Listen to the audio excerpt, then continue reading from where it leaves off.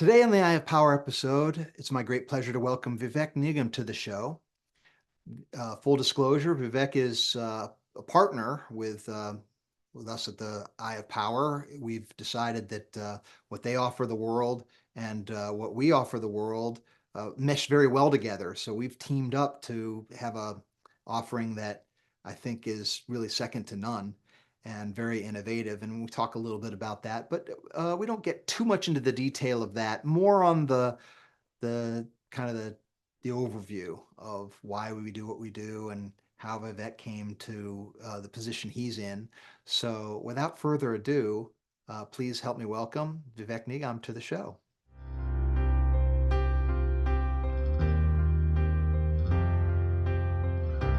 Welcome to the Eye of Power podcast. I'm your host, Tom Dardick. But this podcast is not about me. It's about you and your power. It's time to claim yours.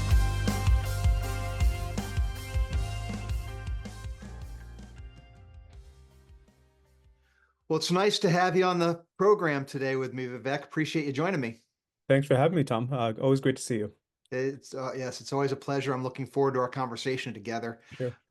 This is not necessarily a typical interview I do for the program because we've been working together for some months now, and we've got a kind of a joint venture that we've formed here that we're really excited about. So we'll get to all that down the road, but I really want to start in the same vein as I do with the vast majority of my guests, where I want to get your story, your origin, how you came to be where you are, what kind of makes, what's the essence of the Vivek Nigam story, right? So, I love it. I love it. So that's what I want to get to begin with. So, just to clue the audience in a little bit, you have a company. Actually, I think you have more than one interest, but you have a company, BeRemote, that we intersect with. And so I'm kind of wondering the path to get to where you are now. So if you want to just take that at as granular level as you'd like, that'd be great. Sure. And if I can, let me start with a little story that kind of formed the foundation of why I do what I do. And it goes back to my childhood. So just if you guys just bear with me, when I was a kid, I remember the conversations in the kitchen between my mom and dad. And I knew what they were. It was that my dad had gotten passed up for promotion yet again. And I remember the pain and the disappointment in his voice. And it's not that my dad didn't work hard or wasn't smart. He had three master's degrees, and to me, it felt like he was out of the house all the time. But there was something missing. And I remember when I was a teenager, my dad pulled me aside and said, when you start working, I want you to make sure you're social. Make sure you go out with your friends and go out with people you work with. Go have a beer, right? Go out after work and spend that time. He thought that's the thing that was missing. And so fast forward, when I finally did start working and to start managing people, I would seek out people who reminded me of my dad. So my dad was born in India. He was an immigrant and never quite felt like he fit in. And so I'd find people who were very good workers, very dedicated, really smart, but something was just missing. And I would take it upon myself to do some research, to try some different things, to try to understand what is it that's missing. And I would give them a stretch project, and I would work with them one on one, say, okay, we can do this together. Inevitably, when it came time for the project for them to present something, there was always some nervousness. Hey, I need another week, and of course, that was all fine. But what I remember is 100% of the time when they finally got up in front of the team and presented what they had worked on, 100% of the time they were off the charts brilliant, which is absolutely amazing. And I remember the look in their eyes and the way their work changed.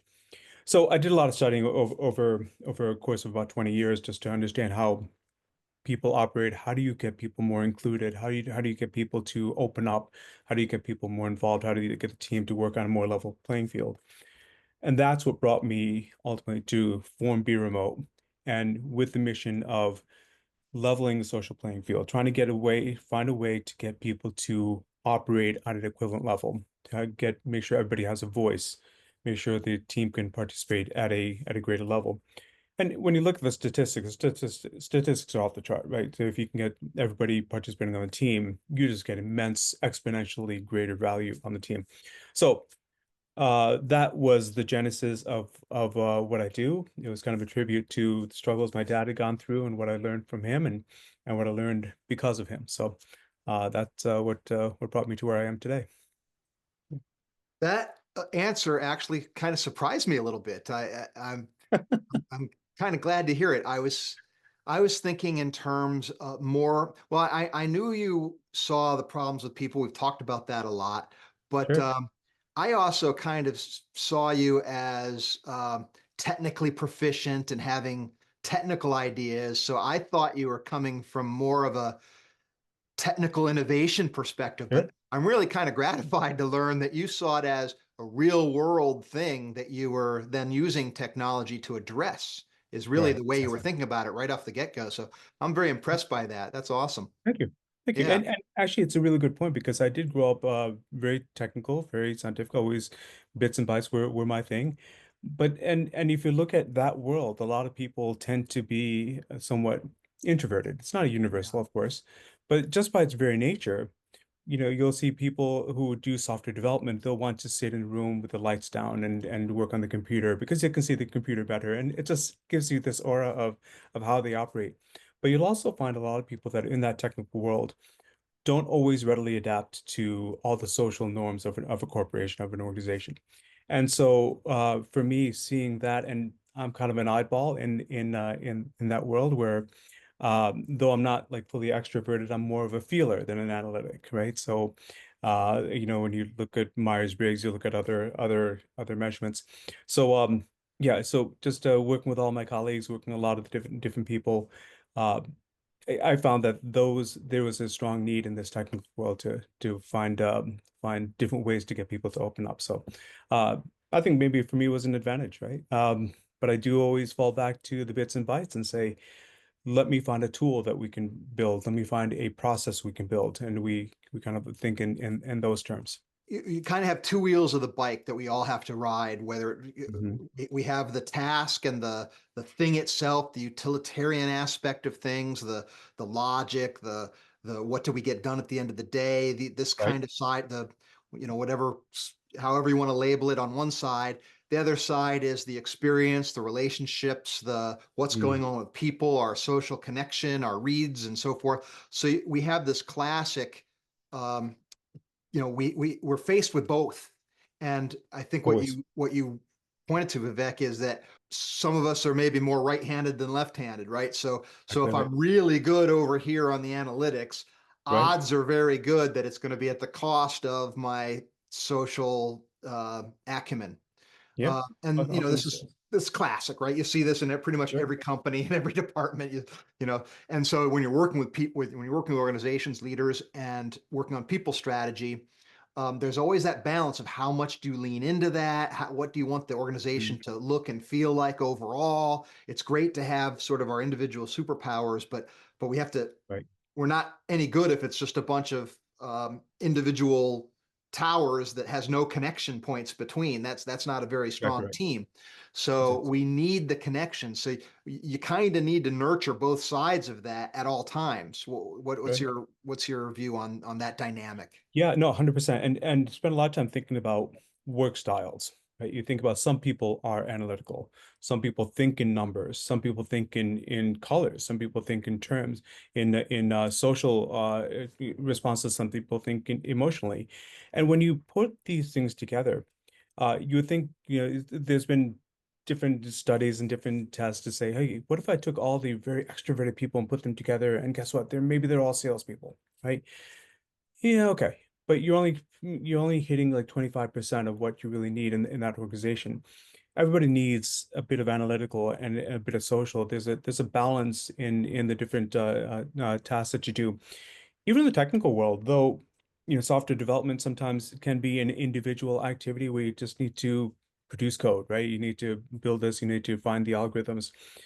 Working with other people is what makes all that so much better. So I spent a lot of time talking about work styles. Like, how do I get someone who thinks in numbers and someone thinks in colors? How do we blend those people together? And today, we've talked a lot over the past several years about generations, right? And the differences and the commonalities among the new generations versus the old generations. And, I'm a Five Gen X. generations working together right now. exactly right. Yeah. Interesting story we had a little while ago. I'm Gen X, right? I'm kind of a little bit old school nowadays, and there's a woman on my team, and she is actually, I'm not sure exactly her age, but she is certainly millennial or Gen Z in that range. And we had a little conversation, just talking about, said, let's talk about our favorite TV shows, started getting to know each other. And I put out the X-Files, and she looked at me and said, I have no idea what the X-Files is. And she brought out the 100, and I said, I've never seen the 100. What was neat about this conversation is it gave us an opportunity to start to understand a little bit more about each other. I went and watched a few episodes of the 100. She somehow found episodes of the X-Files and You know, watched the the funny thing, I got to interject because the funny yeah. thing to me is I'm older than you and I've seen the 100, but not the X-Files. Not that I didn't know what the X-Files were. I just never watched it. But anyway, go ahead. So great point, because so it's not necessarily an age thing. Maybe it's a Yeah. preference thing, right? So it was just an opportunity for us to learn. And over time, we've talked more and more, but it was a little icebreaker that got us to talk more and more, really understand more and more. And we found out things that I like to be up first thing in the morning and, get things going first thing in the morning. She likes to be a little bit later in the day, but this is the thing that you start to learn when you start to blend those styles. We are very different styles. We work very well together. I think the absolute world of her. And so it's just it's been a neat kind of study of our own environment to be able to say, well, let's look at these different styles. Let's see how we work these together. Let's apply our own processes, our own techniques, and we've seen our own benefits to it. So it's been really really kind of fun.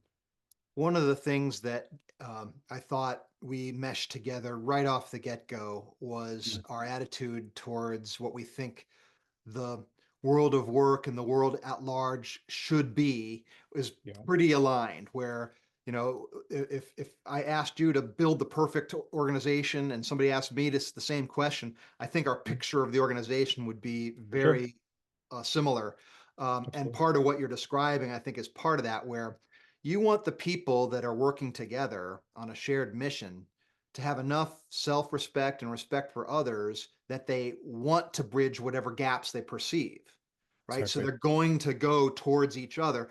And too often we have the more primitive impulse to either mark out our mammalian territory or Hmm. build ourselves a safety net that can't be um, permeated, so Hmm. that and by doing those types of things, we tend to push away or at least insulate, and uh, and that's not really good for the. If we're 100%. trying to build the best organization we can, that's not healthy for that. So, Sure.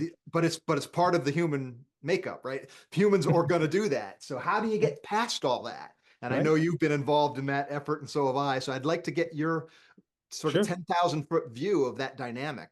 Yeah.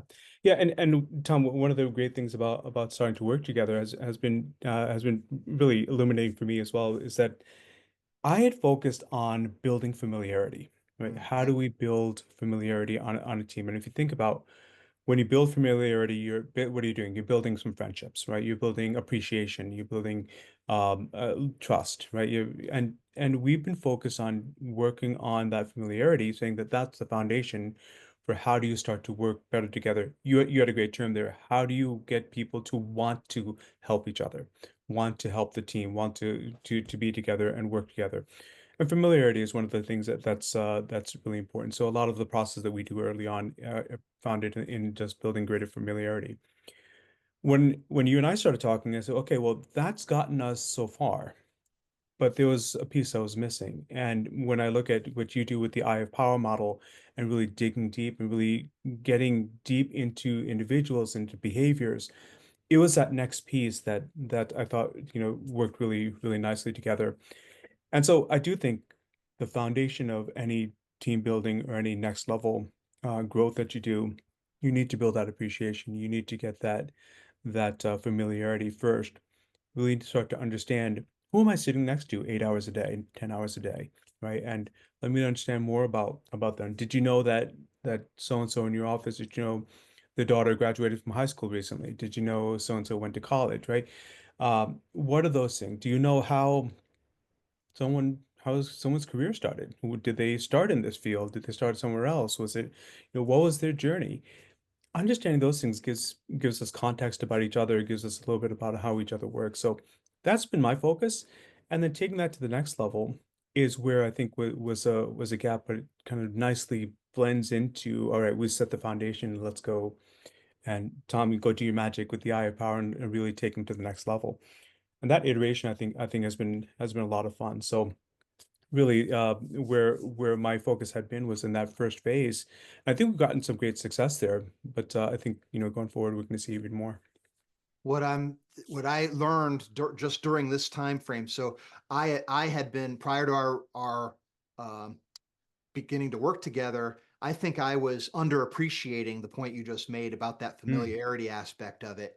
And the other thing there are two other components that have really come clear to me in these past few months of we've been running some pilots together and sure. and really sort of learning on the fly here.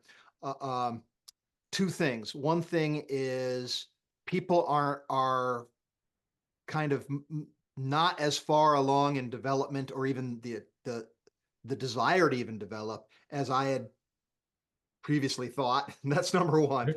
Yeah, And I think it's just because I've been in the field so long, you kind of forget the beginning steps. You sort of forget how it was when you first started, and everything just seems sure. so simple because you've done it 1,000 times. But there's lots of people that have not done it once. So it's I needed that readjustment of framework. Yeah, And I think familiarity is one of those kind of basic building blocks that you can't just assume. Um, right. and then that quickly it that meshes with the challenge on leadership and leaders. 100%. It's none of this happens granularly just of its own. Well, I guess it's possible it could if you have the right kind of people that are already sort of aligned this way. But in the vast majority of cases, and if you get at any sort of scale, you're Mhm. gonna have to have intentional, skilled leadership. You're gonna to have people 100%. that have a vision and understand these dynamics and are willing to insist on standards. Like this is what we do around here, and there's Yeah. if you don't like it, it's okay. You just might not have a spot here with on this team. Yeah. Yeah, and we just did a talk very recently talking about kind of along those lines where sometimes by luck and by chance the team just gels really well together, and that's wonderful. But really, it is a predictable and active activity that the leaders need to engage with the team, and then ultimately the team needs to engage with the team in order to really build those things, right? So it isn't just magic, or I'm going to find the right personalities. It is about, when I get people together, what are those behaviors? What are the activities? What are the things that we need to do, that building familiarity, that building trust, that building a little bit more knowledge about each other. Let's understand more context about each other. Building all those things is very predictable models, right? So they're very predictable activities. And those are things that every leader really needs to embrace. And what we've seen is that people do try to embrace those, but you're right. In many cases, you'll see some people that even say, well, why do I need to bother with this? Right. And in others, you'll see people on the team that are saying, look, I just want to do my work and go home. Once they start to build that familiarity, you find that attitude kind of change, and which is highly rewarding. Yeah. And when in a couple of our pilots, I remember seeing somebody actually get up there and say thank you to people. One person posted a picture of his motorcycle, and you ask the question, did anybody know he owned a motorcycle? Not until now. Yeah, right. Okay, maybe these are little things we should know, right? Um, so it tells us a little bit more about each other, and really tries to endear each other, us to each other. And so, Well, so yeah, I think that's this very is an powerful. idea. This is a great example of an idea that I think as time has come, Mhm. and part of it is, um, the technological changes that have happened so rapidly that have shaped Sure. the modern workplace. Continue to. It's not set. The dynamics are spinning pretty wildly It as we well. speak. Yeah. One of the things that whenever I talk to leaders, they commonly say the same thing is the dynamics of teams that are not working in the same physical space, the remote workforce. And you came Huge. up with an idea to address that through Yeah. using some of the things we're talking about here, Sure. called ReTeam, and that's kind of the product that you can deliver some of these things through. What was the original idea of ReTeam Yeah. and BeRemote, and how did you see that and think that through in the very beginning? Yeah. Great. The original thought was to address the situation where you've got some people in the office and some people remote, and it wasn't originally thought of as people being remote in their homes. But that evolved very quickly after during COVID.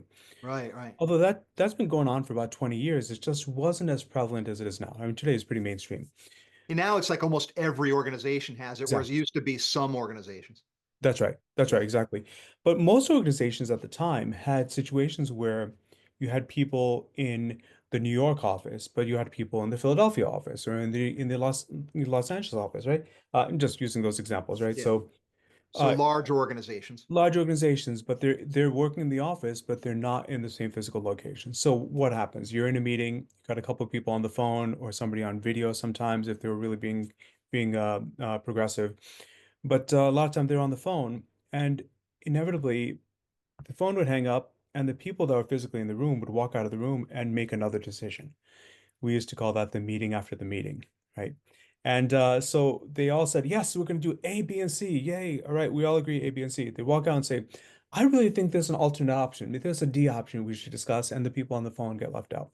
So Mm. originally it was designed to say, let's address that issue. Let's find a way so that we can continue to share conversations. We can continue these conversations, continue our building. And even though we've got somebody that's been on the phone, and now that person can feel closer to us as part of the team. What's been interesting is it has evolved from there. Obviously, now a lot of people being remote to fully remote situations, and works very effectively in those situations. We've had some great results. And also dealing with companies that have people who work in the field, right? They check into the office in the morning, get into a truck or vehicle, and they're on the road most of the day. And how do you engage that group? How do you keep that group engaged and feeling like they're part of a team? So the platform very, very nicely lends itself to that type of arrangement as well. And so we've had some great successes working with some utilities who are bringing people closer.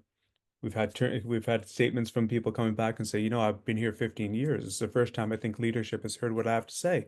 Oh, wow. And it's not that people didn't want to know, is that the avenue wasn't readily there. Now it's very readily available. So yeah, these tools that we put together, it's been very gratifying to see the results of it. But yeah, originally we were trying to address people in different offices, right? And then of course having some people at home, and it just has evolved since then. Yeah. One of the things that is part of this evolution, at least I say it over and over in conversations, probably some episodes on, past episodes, I've said the same thing, but uh, it seems to me like the direction of the world of work is being um, very, very impacted, not only by the technology of communication across the long distances, but also the emergence of AI and automation, where Mhm. tasks are going to be more and more automated at a more and more sophisticated level. And these levels are rapidly approaching the utility of hiring an employee to do that task. So Hmm. more and more jobs are going to be eroded, um, and and to the point where it'll be humans need to find something that humans you only get for humans and you don't get from automation, Right. that will need to define the value equation Sure. of our professional arrangements. Under that tectonic shift, it seems Yeah. to me like the responsibility on leaders is getting very, very heavy. Very and heavy. and Hmm. I think it also means they have to move in a less of a the tradition has always been transactional, right? You have this skill, it's worth this much money, I pay you this money, you give me that Mm. skill. The new element is we're doing this thing together, we like each other, you make me better, I make you better, therefore we want to continue working together doing this thing together. And I But think I mm, think this kind of dynamic is what is going to grow, and I think it's going to be incumbent on leaders and individuals to develop to the point where they can play elegantly in that space. mm. What's your view of that, and what are your Yeah. thoughts on that kind of future ahead here? Yeah, and it's exciting and scary all at the same time, right? Right? Exactly. All these things. We also have embraced little bits of AI, which would help us just sharpen or get better. There is some concerns on the flip side, but yeah, I think the point that you make that I really just want to emphasize is the importance of the leaders in this space. And the extra work, the extra effort, the extra knowledge and extra skills that future leaders will need. Um, AI will do a lot of small things and it'll help people, something that may have taken them hours before, as long as they know what to ask for. If they take it may take a few hours before, and maybe you can do it in a few minutes. And I see it used in coding applications and a variety of maybe sometimes it's just a better Google, right? Just giving you answers. The quality of the answer is still a little suspect. Let's just assume that's going to get better. But your point It's about going to get a lot better fairly quickly, it very seems to quickly, me. yeah, Yeah, and it has the potential to get a lot worse. It just that's if you true. work with some of these tools, you Well, will it'd be find like on a stock occasion market move, right? Up and down, forward, back, problem, right, solve, solution. Nothing smooth, but the overall tectonic shift is, I think, in a it's in going a to go direction we've exactly. never been before.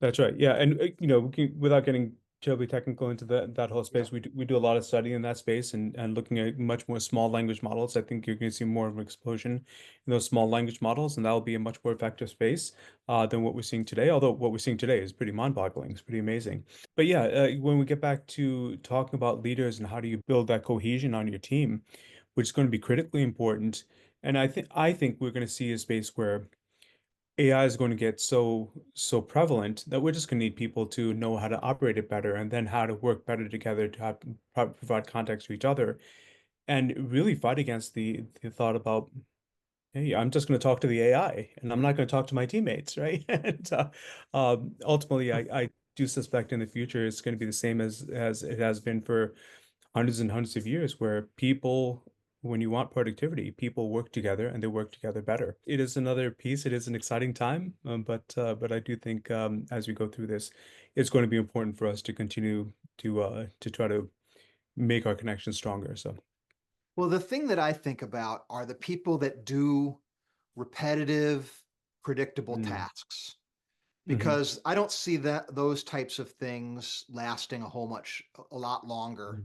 Interesting. Um, so people who are in that category are going to be faced with grow or Mm, possibly not be employable. I've been thinking a lot about that in terms of what are we supposed to do about that, yeah. and because the people that, let's just say I'm a driver.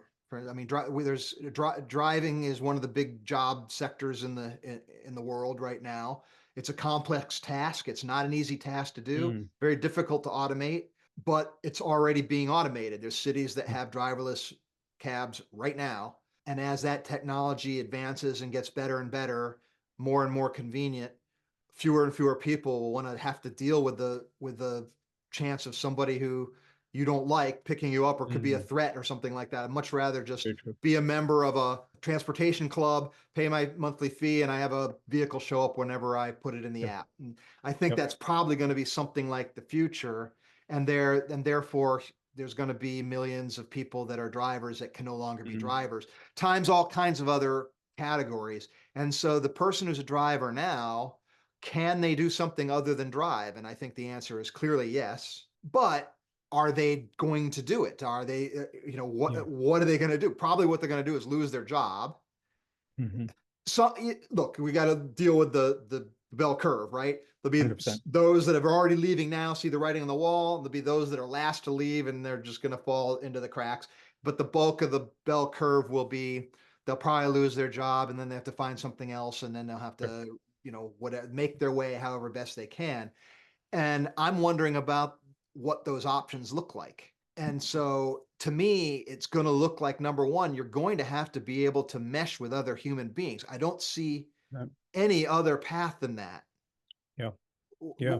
What do you Yeah. see along those No, lines? I 100% agree with you that this is where building those skills today will be really critical, right? And it's a classic "Who moved my cheese" moment, right? So you're going down this path, and now it's not the same as it was before, and you really do will require a lot of retraining. It's a huge topic, and but to your core point there that that human to human interaction and that productivity takes many forms. It doesn't mean that everybody has to be an extrovert, everybody has to be a relationship expert, but it does mean that we need to much better understand and optimize how we work better together, right? And I think that is going to be a key factor of the future. You're thought about driverless cars, right? That's a very interesting thing. It's here. I mean, it's coming. Yes. I mean, we've seen it demoed, we've seen it actually in pilot and working, and so as we've seen these things before, it's going to come, right? And the probably varying levels of success. What was interesting is AI. The jobs today that seem to be unaffected are things like people who come into your home and fix things, right? Plumbers, carpenters, right? And Right. Yeah. electricians, people who need to physically know the different knowledge. However, if you look at the robots, Boston Dynamics, and others, they're attacking these spaces as well. They're making very humanoid type of things. So I do think it is something that universally everybody needs to be paying attention to today, and we really need to be focused on how do we interact and how do we optimize that interaction. Neil deGrasse Tyson had a great line. They were asking him about AI, and he said, I think AI is great because what's going to happen is in just a matter of a couple of years, we're not going to be able to trust what we see, Yes. right? And eventually, we're going to have to go start talking to our neighbors again, and so that's probably something in that. And so the thing is, if we need to start setting those foundations today over the next, I don't know how many years, but it's a finite number of years. We need to be building those skills and need to be able to talk to our teammates, need to be able to talk to our neighbors, and need to be able to work much better together. AI will eventually get put into some sort of a norm. And that's probably many years away, but at some point it'll get into some sort of a norm. And at that point, the people activity and the emphasis on people is going to be great again. So we've seen this over and over again with different technologies. I suspect this will be the same. I'm certainly no expert in this, but Well, there are some things that are different about this one that we have to mm, rest with. But I think what you're saying, those dynamics don't change, so they'll those dynamics apply. change. And then all That's I'm right. saying is they'll apply, and there'll be an asterisk because there's going to be a special case type Yeah. of things that we're trying to get in front of. But you made me think of something I wanted to throw back Yeah. at you here, and you said you were saying something about the idea of retraining or training people, and it made me think of something that I was encountering earlier today, the difference between training and education. Mm, And our education system is very sort of training oriented, where we're taught sure. to do tasks and taught to do things, and not so heavy on education, which is teaching the ability to self teach, to learn, so Sure. that that creates a vacuum in the world for autodidacts, for people who can just learn new things Yeah. as they Exactly. will. And in the Eye of Power, I talk a lot about agency. I talk like power. What's our agency, right? Sure. What I was listening to earlier, it gave a really good definition to agency. They said the tendency to initiate action to achieve your goals and the belief that you will eventually succeed. Wow. And another way that the person put it was belief in the existence of hard problems. So that, I was talking about our personal power, our ability to do things, get things done, but to think in terms of how we're thinking, Sure. right? And going back to training versus education, training is very sort of task, like I've got my blinders on, this is procedure one, two, three. Education is how to learn. It's more like what's real, what's really going on here. What do I need to know to get this thing accomplished? Right. Coupled with the fact of we're taught to be agents.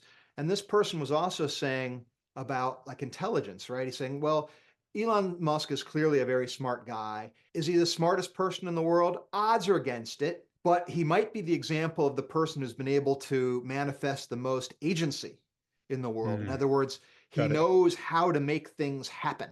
And the belief that problems are hard and that so what, right? It's just Yeah. because it's hard doesn't mean you don't do it. And you often see it in people's thinking, like, well, I do this? It's kind of hard, or it's not worth doing unless it's easy, unless I can do it right off the bat. That's too many steps. I don't want to do that, And you right? And contrast that with there's an old saying I remember when I was much younger, someone said, if it was easy, anybody would do it. What do exactly they need us for, right? that's it. So the hardness is its own reward in a way. 100%. It So reminds me as you're talking through here about kind of learning to think, right? And you're giving me a greater appreciation for my freshman physics professor in college, and I was an engineering student, and really fascinating guy. And he came out first lecture, and most people missed it, but it always kind of stuck with me. He said, "I'm not here to teach you physics." One looks at this, it says Physics 101. Why am I here? Um, he said, "I'm here to teach you how to think. You have a book that's going to teach you physics." And actually, it was very powerful. So what he would do is instead of just saying, "Okay, here's a bunch of formulas and do this," he would start off with the very basic formula. Remember, F equals ma, right? And very basic physics formula, and he would ask us to derive everything from that. And really was an interesting exercise from a very technical perspective to say, just understand how things relate, understand the perspective. So, but yeah, anyway, yeah, just this conversation gave me a greater appreciation for him. So, that's fantastic. And to me, it reminds me of thinking, like, I think of physics on one side and philosophy on the other as the mm, two sort of pure studies for this exact reason, that oh, they teach you how to think. sure. And because the world's way too complicated, right? We think, as a matter of fact, I was just in philosophy. um, I think it was Kant, Immanuel Kant, who No, threw gotcha. down the gauntlet about it's 200 and some odd years ago now, that said basically the real world is actually beyond us. We never know they call that the nominal world. We only Mm, know the phenomenal world, which is the world of our senses and that we can perceive. And fascinating. Yeah. so this caused a big, huge rift in Enlightenment philosophy, because we were all enamored of the emerging sciences, of being able to figure the world out and really have everything kind of sussed perfectly. And Sure. we realized, wait, that's not our lot as humans. And I'm wondering, with what we're talking about with AI, I'm wondering, are these dynamics actually gonna Yeah. change, or are they gonna remain the same? It Yeah. may be something that somebody might know at some point, is the Yeah. thought there. And so it's just kind of interesting to me, because all of this that we're talking about might seem esoteric, and we're talking about like how people work in the workplace, and we you get off in these tangents, but it comes down to the paradigms of belief of people, that what is the contract? What's the social contract here? What do Mm, people owe you? What do you owe them? What's okay? What's inbounds? What's out of bounds? In other words, mm. what is the culture that is going to be the best for people? and Right. and Right. there might not be one answer, but there are some universals there that I think Sure. leaders really need to plug into. If they don't, they're going to be under tremendous pressure and stress, and Yeah. perhaps it's 100%. existential as far as the organization is Yeah. concerned. And kind of circles us back to how we started all this talking about learning about each other is part of it is just understanding where their preferences and gray areas and boundaries are, right? And that could be an ethical thing, that could be a work style thing. And you'll frequently I always remember having a conversation with somebody who worked for me years ago, really great technical person, and I asked him, well, let's talk about your career. Where do you want to go? Do you want to be a CIO? You want to be a CFO? Like, what's the things you want to do? What do you want to be when you get there? And he just paused for a second and said, well, none of those. And I thought to myself, well, that's a great answer, actually. But it gave me a sense of his boundary. Like he knows where he wants to be. He knows he wants to be in this technical world, wants to stay playing in that technical world, and doesn't want to get into management, doesn't want to do all those things. Great teammate. and we did a lot of team building and worked as a great teammate. But that's part of that conversation, part of that familiarity is to know, well, okay, when I'm out talking here, that's not his thing, right? Chris doesn't want to do that, so and so doesn't want to do that. Just talking those boundaries, I do think it comes back to we need to talk to each other. We need to have a systematic and prescribed way to really help us move forward, incrementally and continue to grow and really do understand each other so that we can understand those type of things. One of the things that I've noticed as we've been working together too is the thing that gets in the way is something I call the tyranny of the to-do list. Mm, People have different names for it, but the problem that people have is they're busy, right? Everybody's busy, sure. and everybody has more to do that day than they have time to do it. So, Yes. in with that paradigm, it takes a little bit away from these, to use a Coveyism, the quadrant two, the important but non-urgent aspects of things that we need to do in order to grow. Leaders really need to wrestle with the fact that their people are, if you just let them to their own devices, they're going to be imprisoned by all of the requests and demands of the dynamism of the organization. Sure. Um, and they're not going to move ahead as rapid. So, Right. some will, but most won't Yep. move ahead Yeah. as rapidly as they would if you baked it into the cake that no, Sure. around here we take time to, again, a Coveyism is sharpen the saw, but however you want to, that's one way of looking at it. It's not the only way of looking at it, but the Sure. bottom line is you're taking time and effort to put as an investment in your future as a constant thing you're doing. And I find Absolutely. that people are not as aware of the importance of this as I would have thought they might be. Interesting. Yeah. That tyranny of the to-do list is great. We just did a segment on 7 questions you should ask your teammates, right? That everybody should ask their teammates. Not one of them had to do with, hey, when is your project done, right? So, and, uh, those things are going to happen by its very nature. And did you complete this? Did you complete that? Those are kind of those are things that are going to happen regardless. But those 7 questions are things that take you beyond that, right? They take you beyond that conversation, and really do start to understand more about how do we operate as human beings. So, In the bigger organizations, that there's, they have enough resources where they've got maybe sophisticated people in their HR departments, or they've got leaders that are they've been developed over time and understand a lot of just the how you do these things. I look at this at the organizations that maybe aren't so big that they have in-house resources for every single mm, issue, mm, as the ones that the leaders really need to pay attention to these things. sure. Otherwise, they're going to have some crises.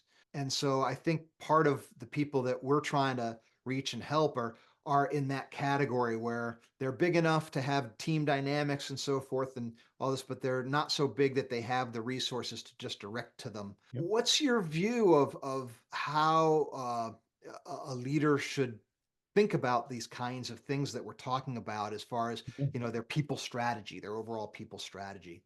Yeah. Yeah. It's a big question, I know, but Yeah, it is a big question, and honestly, I think most people that we've come in contact with and people we work with have the right intention. Their intentionality is certainly there. Their mindset is in the right way, saying I want more out of my people, but it's not about the meetings will continue until morale improves, right? It's not that, right? It's about we want people to enjoy being here. We want people to feel the mission. We want to really embrace what we're trying to do and kind of live it together, right? So there should be a joy in what you do.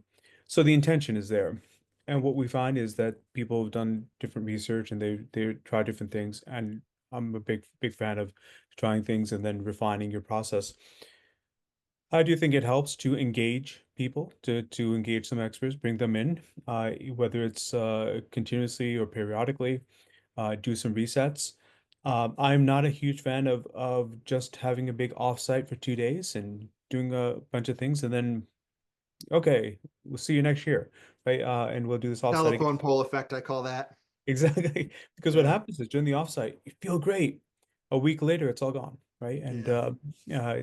And having put on those offsites for big companies before, what I like is to do things in small increments, and that really starts to build and keeps it fresh and builds it on a periodic basis. You do it weekly, you do it every other week, every couple of days, but it can't be a big task. You do, I remember putting on an offsite for an organization. Took us 8 months to plan it. I mean, that's a big chunk of time Yeah. for a group of people just planning an offsite for. I mean, it was an important event, but if you do these things in small increments and you can do things in 2 or 3 minutes or in a half an hour or an hour chunks, and you do them periodically, it will continue to build, will continue to set new plateaus and set new behaviors. So for people who want to get there, I think it's important for them to engage someone and bring in the eye of power, right? Bring in our process, bring in our familiarity process. Let's talk about this. Let's show you how this can be done. And you do it without great disturbances. You're not taking people away from their day jobs to do this. You're not saying, hey, stop everything you're doing. We're going to go do this for 4 hours. Do this in 2 minute, 3 minute time slices, right? Do this in manageable time Yeah. slices. Yeah. So that doesn't come naturally, right? That's something that certainly you need to engage some folks to come in and help you. I do think if you got that mindset, if you don't have the mindset, you should try to get it. And if you because I think it's very important, just as we've been talking here today. But if you've already got that mindset, certainly reach out and get someone to help you at least lay some groundwork, lay some foundations, lay some processes that you can continue to iterate on, and make sure Well, that you have the mindset that it's going to be something that's forever, right? You're going to keep doing this. one of the things that I think is super valuable along these lines is the ReTeam app. Thank you. Because it's it's just quick little tools that allow people. I mean, it's almost like training wheels in a way, but it's not. It's a Sure. tool in and of itself. But maybe you take a moment to sort of explain Sure. the genesis and how it's come to be this the in the form it is now, and what the Yeah. benefits are from that. Vivek. Sure. Yeah, when we engage with companies, what we do is we spend some time talking to them, and then we provide a playbook. And the playbook gives you the process. The reaching platform gives you predominantly the tools. And most of the tools are very small. We start with saying thank you, right? And find a better way to say thank you. Now, you can always, and everyone's gotten these. You get an email and say, "Hey, thanks for your help." That's great. It's well-meaning. What we do is we take it to a next level. We ask you to record yourself, do a quick little video. We have some fun intro and outro videos that'll make it a little bit just a little bit more, a little bit lighter, a little bit more fun, a little bit more memorable. And So just just say just thank to you. just to expand on that for one moment. So not all thank yous are created equal, is what you're That, recognizing there, right? that is correct. Something that hits like a quick thank you. Okay, it's better than nothing. Yeah. But we say thank you all the time, and that's Mhm. just kind of is noise. But if somebody takes the time to do something for you, Yeah. or personalize it in some way, that's a different kind of thank you. Different type of thank you. And Totally yeah, different it's the impact. difference between, hey, Tom, thanks for your help. Or, Tom, thank you so much for taking 5 minutes out of your day. I know it didn't mean a lot to you, but you looked over my shoulder, you got me through a problem. It just saved me hours and hours of time. And I just wanted to say, I so appreciate you taking a few minutes and really valuing my time and valuing who I am, valuing our us being teammates. Just want to say thank you. That's it. Took 30 seconds, Yep. but And it's so that's much a more powerful. energetic world of difference between those two Exactly. things. Yeah. And what we find is people who receive a thank you, on average, will go back and view that same thank you when it's done visually like that, on average of 3 times. Wow. And they just want to go back and they want to feel that again. They want to feel it again. And And each it time is they're feeling more connected to that person too. exactly 100%. Yeah. Yeah. And then the other factor to that is once someone receives a thank you, they are much more apt to give a thank you next because they feel like, hey, I know how this made me feel. And they're going to want to appreciate people even more, and you find that that becomes contagious. That's a great You know, world. this whole thing is very one of the things when I'm working with an individual executive or manager is, the intention to catch people doing things right. Sure. Because we're conditioned to find the exceptions and the mistakes and correct those, right? Yeah. So we're looking for all the things that are wrong, and that's no one has to train on that, right? Yeah. That's Yeah. what they're doing. Sure. But people do need help on catching people 100%. doing things right, and this is a Yeah. great tool for that. Yeah, I do a seminar that we've been doing for a couple of years now. It's 5 tactical ways to improve team participation. And these are all things that we do. Part of it is just saying thank you more visually, right? In a repeatable and a digital fashion so that people can view that again and again. And yeah, if go to our website at some point to take a look at it. If anybody's interested, reach out to me directly. Happy to walk you guys through that. But these are things that you can do with tools that are available today. We make it into a process and part of the core ReTeam process and tool set. But these are things that if you start doing them, you're going to see an immediate benefit in how people interact. And all these things are about doing them in small time slices, so you don't have to like stop what you're doing and react. I was But blown away by the measured results that you've been able to thank you. put Yeah, on the board already. I mean, you'd think these little things, how are they going to make that big of a difference? But sure. in just what was it, 2 month differential Yeah, delta, you've been able to have yeah, different. You used 10 different metrics, but it was a that's right. huge difference. Yeah, we saw measurable improvements in innovation and communication and sense of belonging. And my favorite there is not really trying to pick favorites, but my favorite there is an 11% improvement in sense of belonging in 2 months, in literally 8 weeks. And if you look statistically, an 11% improvement in sense of belonging translates into a 30% improvement in retention. So statistically, you're making really dramatic impacts very quickly. And why is there an improvement in retention? When people feel like they belong, why would they want to leave that? They feel Exactly. like I found my space, right? And so these are small tools that we can do and that we all should do.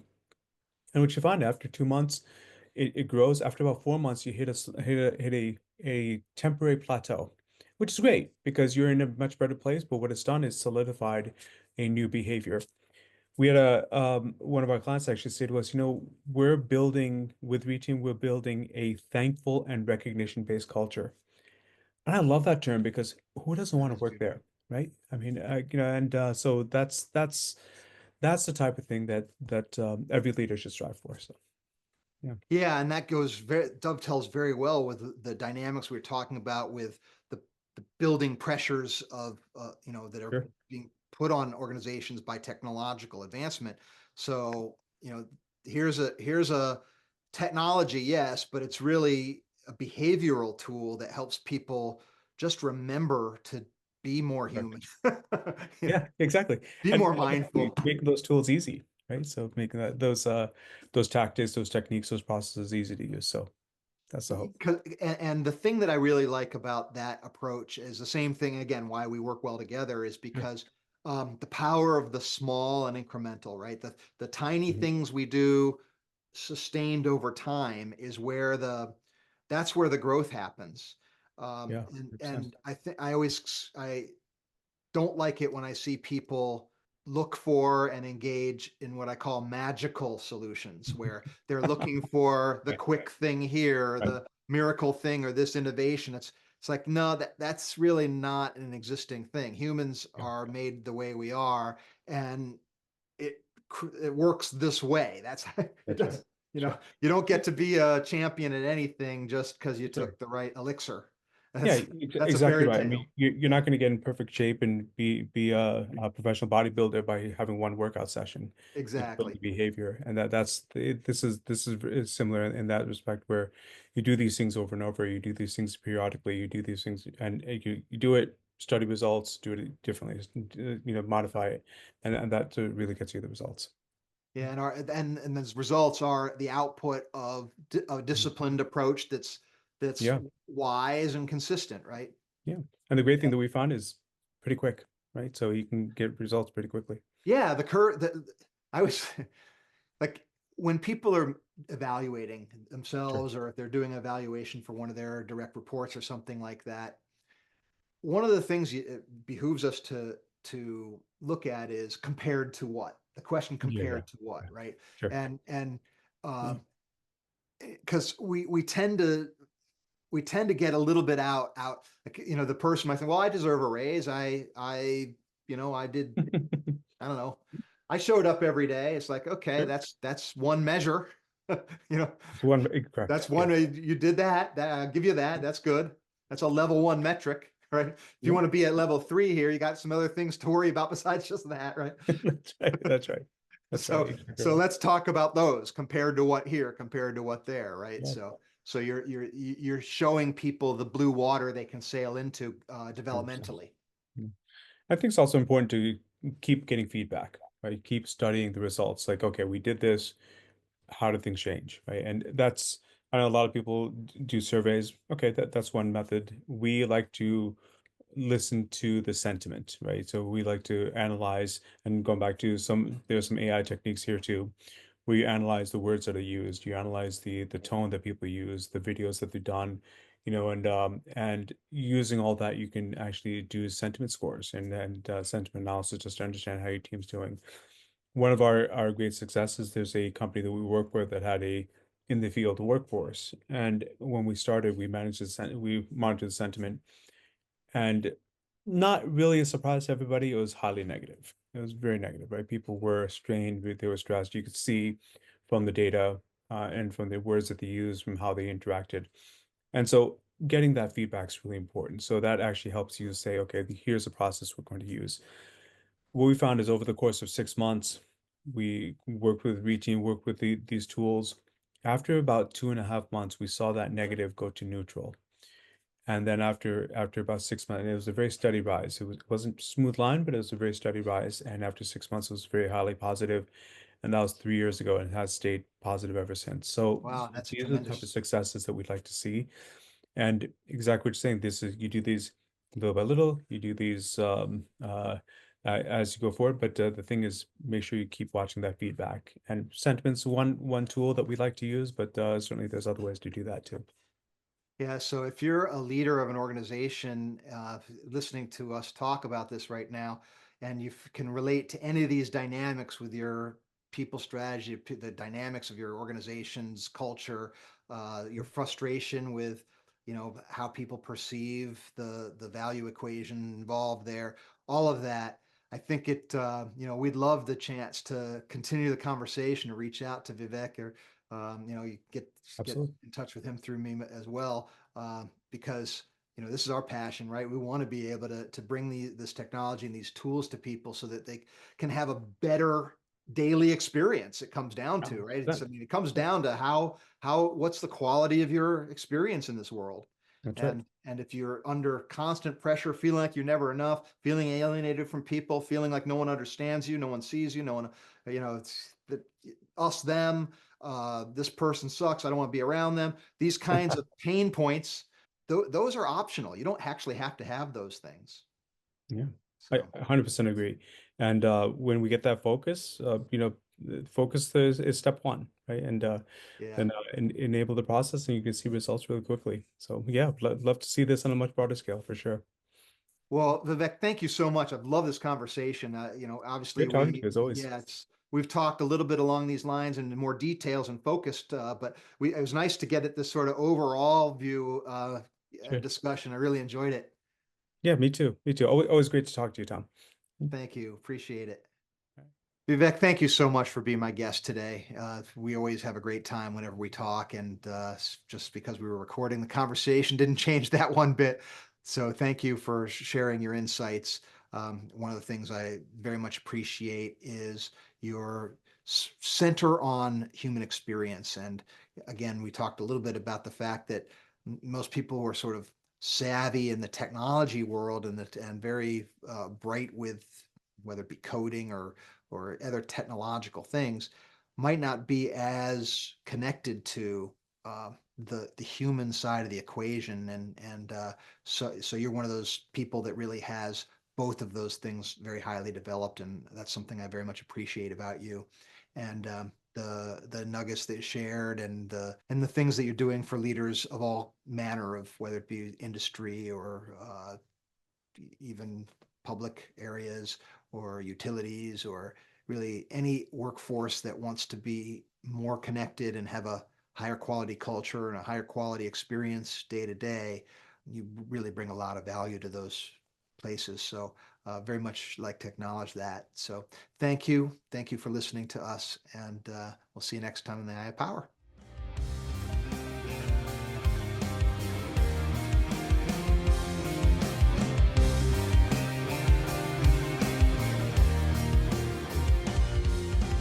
This has been the Eye of Power podcast with Tom Dardick. I'd like to thank you for listening. I'd also like to thank my brother, Scott Dardick, for the music and his music production. If you'd like to reach me, simply email Tom at dardickcommunications.com.